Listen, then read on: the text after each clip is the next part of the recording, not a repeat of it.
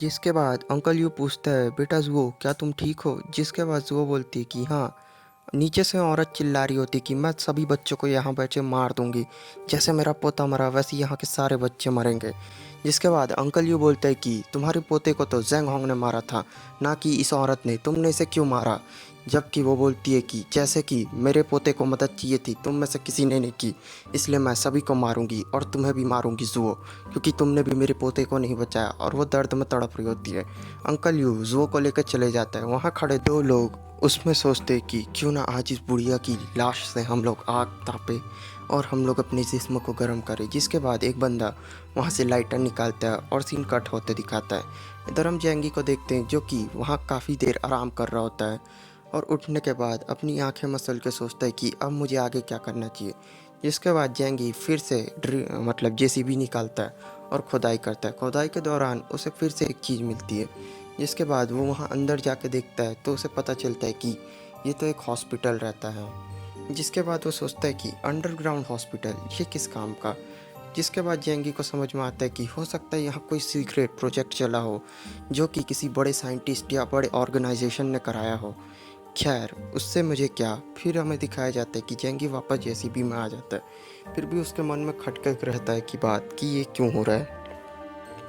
अगले सीन में दिखाया जाता है कि जेंगी जेसीबी लेके कहीं और खुदाई के लिए पहुंच जाता है, जहां हम देखते हैं कि उसे काफ़ी सारे बंदूक और हथियार मिलते हैं। जिसे देख के जेंगी काफ़ी ज़्यादा खुश हो जाता है और बोलता है कि वाह, आज तो मेरी लॉटरी लग गई। जिसके बाद जेंगी बोलता है कि आज काफ़ी काम हो गया, क्यों ना वापस घर जाया जाए और आराम किया जाए। जिसके बाद अपनी स्नो मोटर में बैठ के जेंगी वापस आ जाता है।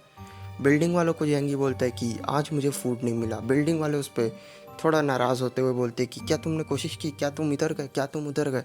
जिसके बाद बोलता है कि आर यू फिनिश्ड। जिसके बाद वो लोग काफ़ी ज़्यादा घबरा जाते हैं क्योंकि जेंगी अभी बहुत पावरफुल पीपल था पूरे सोसाइटी में। जिसके बाद एक आदमी पूछता है कि क्या तुम्हारे पास थोड़ा भी खाना नहीं है, मेरे घर में मेरी वाइफ भूखी है। और जिसके बाद जेंगी पलट के देखता है तो उसमें 3-4 लोगों पे थोड़ा डाउट होता है। जिसके बाद वो लोग बोलते हैं कि आज तुम्हारी मौत आई है जेंगी। जिसके बाद जेंगी समझ जाता है कि ये लोग मुझे मारने के चक्कर में आए हैं और उन लोगों से बहलाने लगते हैं। पर जेंगी को शक हो जाता है कि उनके पीछे हथियार छुपा हुआ है। जेंगी तुरंत ही बंदूक समन कर लेता है और उन लोगों को मौत की घाट उतार देता है। जिससे पहले कि वो चाकू निकालता है, जेंगी उससे पहले ही उसे बंदूक से शूट करके मार देता है। अब हम देखते हैं कि जेंगी बाकी लोगों पे भी शूटिंग करना चालू कर देता है और अंधाधुंध फायरिंग करके वहाँ खड़े सभी लोगों को जेंगी मौत की नींद सुला देता है। जिसके बाद हमें पता चलता है कि वहाँ बचे सारे लोग वहाँ भाग के आते हैं और जुओ को ये आवाज़ सुनते ही बोलती है कि क्या हुआ जेंगी, क्या तुम ठीक हो? जिसके बाद जेंगी उसका हाथ पकड़ के बोलता है कि आई एम फाइन। और उसके बाद वो बोलता है कि चलो जुओ, अब हमें घर जाना है। जिसके बाद उसकी आंट पूछती है कि क्या तुम्हें आज खाना नहीं मिला? जिसके बाद वो बोलता है कि जुओ घर चलो। वो उसको इग्नोर करते हुए घर वापस आ जाता है। जिसके बाद वो जुओ से पूछता है कि मैं जब यहाँ नहीं था तब क्या हुआ। जुओ बताती है कि सोसाइटी मैनेजर ने एक बच्चे और उसकी माँ को मार दिया, साथ ही उसने मेरे ऊपर भी हमला किया। जिसके बाद जेंगी बोलता है क्या तुम्हारे ऊपर हमला किया, तुम्हें चोट तो नहीं आई? जिसके बाद जेंगी सोच में पड़ जाता है क्योंकि उसे जुओ की फ़िक्र हो रही होती है, क्योंकि जुओ ही उसकी आखिरी होप रहती है। अगर उसको कुछ भी इंजरी हो गया तो फिर जेंगी के लिए फ्यूचर में बहुत प्रॉब्लम हो जाएगा।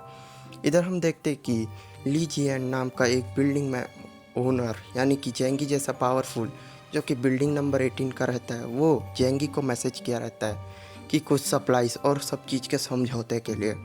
जिसके बाद जेंगी जुओ से पूछता है कि क्या ये ली जियन तुम इसे जानती हो? इसके बाद जुओ बोलती है कि हाँ मैं इसे जानती हूँ, ये काफ़ी अच्छा आदमी है और ये सबसे तमीज़ से ही बात करता है।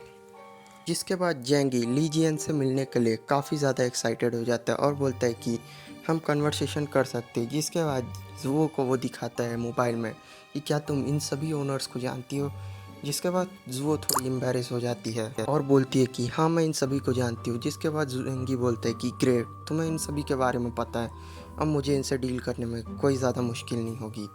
जिसके बाद हमें जेंगी को दिखाया जाता है जो कि आराम से बिस्तर में बैठ के building number 19, building number 21 and building number 26 के ओनर्स के साथ, यानी कि गैंग के साथ डील कर रहा होता है। जिसमें ली जियान भी शामिल रहता है, जो कि बिल्डिंग नंबर 18 का आदमी रहता है। हालांकि जेंगी को ली जियान कुछ ज़्यादा पसंद नहीं आ रहा होता है। उसे लगता है कि ये एक बेवकूफ़ आदमी है जो कि सबके लिए मदद कर रहा है और खुद मर जाएगा। जिसके बाद जेंगी सोचता है कि मुझे इन सभी से डरने की ज़रूरत नहीं। जिसके बाद जेंगी को सडनली याद आता है कि ये लोग मुझ पर हमला कभी भी कर सकते हैं, और अगले दिन जेंगी उस लोगों के साथ डील करने के लिए रेडी हो जाता है। जिसके बाद हम देख पाते हैं जेंगी एक सॉर्ड पकड़ के बाहर निकल जाता है और बोलता है कि आज इनसे डील करेंगे, अगर ये नहीं माने तो प्लान बी के साथ भी मैं रेडी हूँ। जिसके बाद हम देख सकते हैं कि बिल्डिंग में काफ़ी ज़्यादा डर का माहौल छाया रहता है। जिन लोगों के पास खाना मिला रहता है वो सब जेंगी की तारीफ़ कर रहे होते हैं और खा रहे होते हैं। जिसके बाद जेंगी आके उन्हें बोलता है कि दूसरे बिल्डिंग वालों से आज हमें लड़ना है, या फिर हो सके तो उनसे बातचीत भी हम कर सकते हैं। जिसके बाद लोग बोलते कि जेंगी तुम ही हमारी आखिरी होप हो, तुम नहीं होते तो हमारा क्या होता, ऐसे सरवाइव कर। जेंगी मन में सोचता है कि पता नहीं आज क्या होगा, चलो आगे देखते हैं।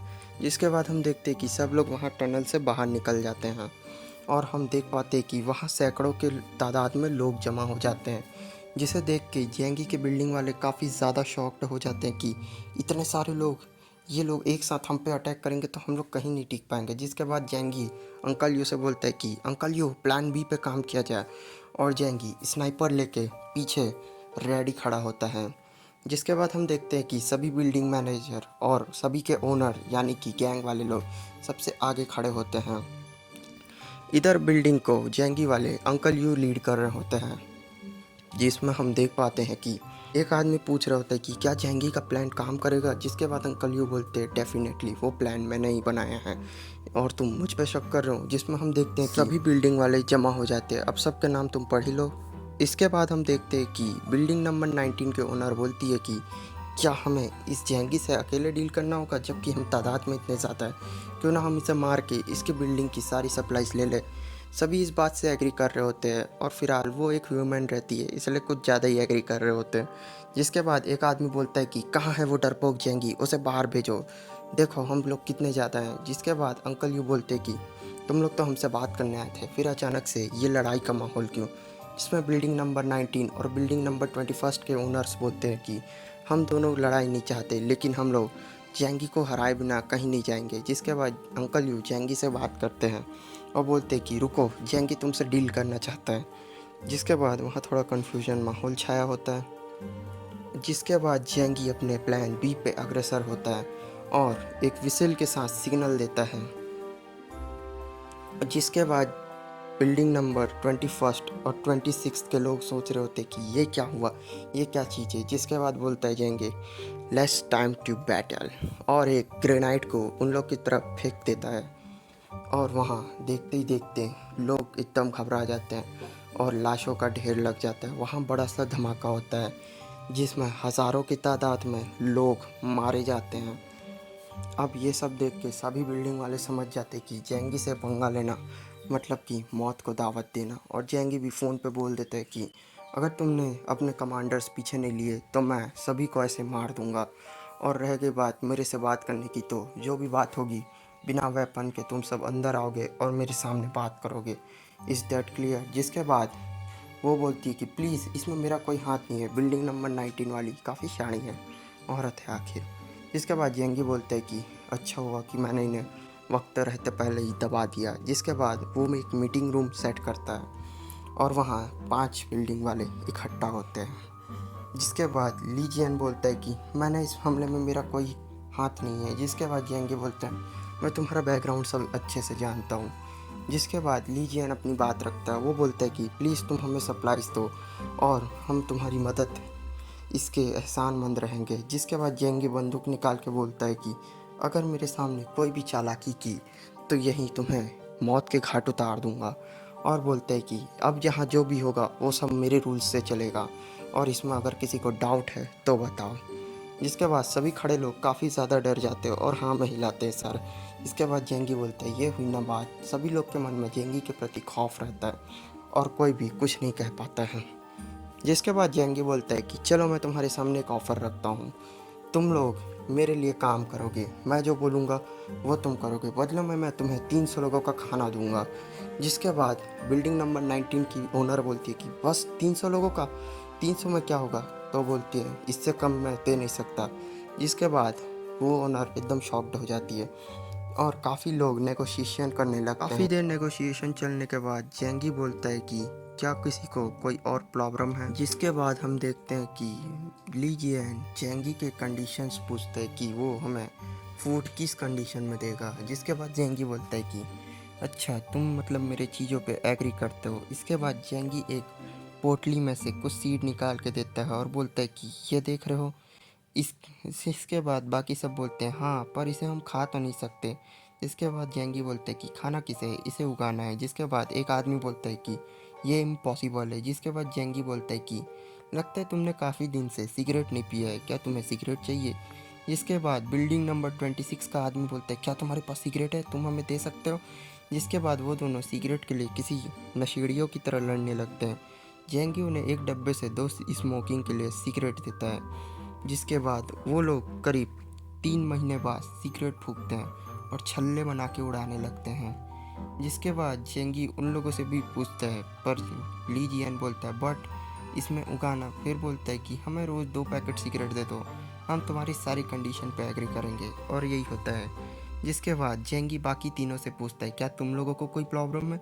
जिसके बाद बाकी 3 लोगों को कोई प्रॉब्लम हो भी तो भी जेंगी को कोई फ़र्क नहीं पड़ता, क्योंकि वुल्फ गैंग का आदमी बोल देता है कि अगर किसी को प्रॉब्लम है तो अभी बता दो, मैं उसका निपटा देता हूँ अभी। बाद ली जियान बोलता है कि इन्हें खाने से ज़्यादा तो सिगरेट की पड़ी है। खैर, जिसके बाद बाकी सब भी जेंगी के कंडीशन पे एग्री करते हैं। तभी जेंगी बाहर देखता है कि काफ़ी सारे लोग उसके तरफ बिल्डिंग की तरफ आ रहे होते हैं। जिसे देख जेंगी बोलता है कि तुम लोग मुझे मारने का प्लान बना रहे हो। जिसके बाद वो आदमी बोलता है कि हम कहाँ मारने का प्लान बना रहे हैं। जिसके बाद पीपल्स आर अटैकिंग करके ली जियान बोलता है और हम देख पाते हैं कि जेंगी भी तुम सभी पीछे हटो नहीं तो मैं तुम्हें मार दूंगा। और अंकल यू दरवाज़ा तोड़ के अंदर आके सभी को हॉस्टेज बना लेते हैं। जिसके बाद जेंगी अपना स्नाइपर निकाल के चेक करता है कि क्या उन लोग सही में उन पे अटैक करने आ रहे हैं। जेंगी उसमें से 2-4 लोगों को मार भी देता है, लेकिन उन लोग अपनी मौत के बाद लोगों भी अपने डायरेक्शन बदल लेते। जेंगी को बाद में पता चलता है कि ये लोग तो सिर्फ अपने बिल्डिंग में वापस जा रहे थे। फिर भी जेंगी 2-4 शूटिंग के गेम अपने शौक के लिए खेल लेता है। जिसके बाद हमें देखते हैं कि और बाकी लोगों को भी जेंगी बहुत बेरहमी से मारता है। जिसके बाद जेंगी बोलता है कि हाँ तुम लोग मेरे कंडीशन पे एग्री करते हो। जिसके बाद सभी लोग हाँ हम एग्री करते हैं बोल के मीटिंग के नेगोशिएशन को ख़त्म करते हैं। लास्ट में ली जियान भी एग्री हो जाता है। जेंगी क्लैपिंग करता है और बोलता है कि बढ़िया, चलो अब कल से ही काम शुरू कर लेना। और वो ली जियान को बोलता है कि तुम बड़े अच्छे आदमी लगे मुझे इन सभी में। इसके बाद सभी बिल्डिंग वाले के आदमी लोग पूछते हैं कि क्या हुआ क्या हुआ। इसके बाद जेंगी पीछे से आके बोलता है कि मैंने सारी सिचुएशन हैंडल कर ली है, अब तुम्हें डरने की कोई ज़रूरत नहीं है। बस मुझे भारी कीमत चुकानी पड़ेगी, मुझे उन्हें 300 लोगों का खाना देना पड़ेगा। तभी पीछे से खुसफुसाहट चालू हो जाती है कि और जेंगी बोलता है कि क्या तुम्हें कोई प्रॉब्लम है कि अगर मैं इन्हें खाना दूँ। सोच लो, अगर तुम इनसे लड़ना चाहते हो तो लड़ सकते हो, पर मैं तुम्हारी सेफ्टी चाहता था, इसलिए मैंने उन्हें से 300 लोगों के खानों की डील की है। बाकी तुम लोग चाहो नहीं, अगर तुम्हें लड़ना है तो तुम्हारे ऊपर है, पर इसमें तुम्हारा ही घाटा है। अंकल यू बोलते कि जेंगी तुम्हारे दिमाग में चल क्या रहा है। तभी जेंगी बोलते कि अंकल यू आप मेरे साथ कमरे में आइए, आपको मैं सारा प्लान बताता हूँ। जेंगी अंकल यू के साथ कमरे में जाता है और बोलता है कि मेरा प्लान ये है कि आप सुनिए। जिसके बाद जेंगी अपना प्लान बनाता है कि ये सभी आपस में ही खाने के लिए लड़ लड़ के अपनी आबादी कम कर देंगे और हमें इनको मारना भी नहीं पड़ेगा। जिसके बाद अंकल यू बोलते कि प्लान तो काफ़ी सॉलिड है, पर जेंगी बोलता है कि आज जो हुआ उसके बाद से यही प्लान काफ़ी ज़्यादा सक्सेसफुल रहेगा, क्योंकि हमारे पास इतने वेपन्स नहीं हैं कि हम इन सभी को टैकल कर सके और ना ही हम किसी पे और पे भी भरोसा कर सकते हैं। साथ ही साथ जेंगी बोलता है कि अगर ज़्यादा हुआ तो मैं इन सभी को अकेला ही रोक दूंगा। जिसके बाद जेंगी गहरी सांस लेता है और सारे नेगोशिएशन के बारे में सोचने लगता है। इधर नशेड़ी लोग वापस आके धूम्रपान करने लगते हैं। जिसके बाद जेंगी बोलता है कि चलो जो होगा देखा जाएगा, अभी जाके हम लोग आराम करते हैं अंकल यू। जिसके बाद वो लोग वापस पहुंच जाते हैं और अंकल यू को जेंगी बोलते हैं कि आप भी जाइए और सो जाइए, क्या पता चाची जान अकेली हो। जिसके बाद जेंगी वापस घर आ जाता है। इधर हम देखते हैं कि जुओ एक्सरसाइज कर रही होती है, स्ट्रेचिंग। जिसे देख जेंगी पूछता है कि तुम क्या कर रही हो, जिसके बाद जुओ बोलती है तुम आ गए।